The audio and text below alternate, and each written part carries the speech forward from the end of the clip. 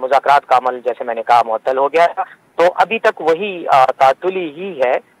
لیکن سچ جو ہے فارملی مذاکرات کا جو پروسیس تھا وہ ختم نہیں ہوا۔ امریکہ کی فوجوں کے انخلا کے بعد پاکستان کے ساتھ یہ جو مسائل ہیں، ہماری سرحدوں پر سیکیورٹی کے مسائل ہیں، ان کے خاتمے کے لیے اپنے کردار ادا کیا ہے۔ جی دیکھیں، مذاکرات کا سلسلہ تو پچھلے سال اکتوبر میں شروع ہوا تھا، یعنی رابطوں کا، اور اس کے بعد جو جون کے اینڈ میں اور پھر جولائی کے اینڈ میں 1 اگست تک 1 اگست ہے وہ مذاکرات ہوئے۔ میں اس سلسلے میں 2 مذاکرات کا میں شریک رہا، اور تحریک طالبان پاکستان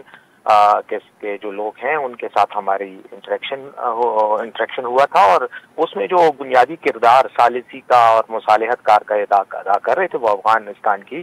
حکومت امارات اسلامی افغانستان کے لوگ کر رہے تھے، اور انہوں نے ہی امریکہ کی فوجوں کے انخلا کے بعد پاکستان کے ساتھ یہ جو مسائل ہیں، ہماری سرحدوں پر سیکیورٹی کے مسائل ہیں، ان کے خاتمے کے لیے اپنے کردار ادا کیا ہے، اور یہ ایک خوش آئند اقدام تھا۔ انہوں نے ہمارے مسائل حل کرنے کے لیے کوشش کی، اور میرے خیال میں اس میں جو ان کا رول بنتا تھا وہ انہوں نے ادا کی۔ جہاں تک تعلق ہے اس کے بعد کا، تو جیسے ہی ہماری 1 اگست کو ہم نے آخری ملاقات کی تھی، اس کے بعد معاملات پر بات چیت ابھی چل رہی تھی، لیکن اس دوران ایک تو افغانستان میں کچھ صورتحال ڈرون حملوں کے بعد جو ہے تھوڑی کشیدہ ہو گئی، اور کچھ یہاں پر آپ کو پتہ ہے کہ اس کے فوراً بعد سیلاب آ گیا، اور ہماری ساری توجہ حکومتوں کی سیلاب کی طرف چلی گئی، تو مذاکرات کا وہ جو عمل ہے وہ تعطل کا شکار ہوا۔ اس کے ساتھ ساتھ کچھ واقعات بھی سوات میں ہوئے، کچھ انفلٹریشن ہوئی، اور اس کے کچھ حملے جو ہوئے چند، ان کی وجہ سے فضا ایک بار پھر جو ہے وہ تھوڑی سی تلخی پیدا ہو گئی، جس کی وجہ سے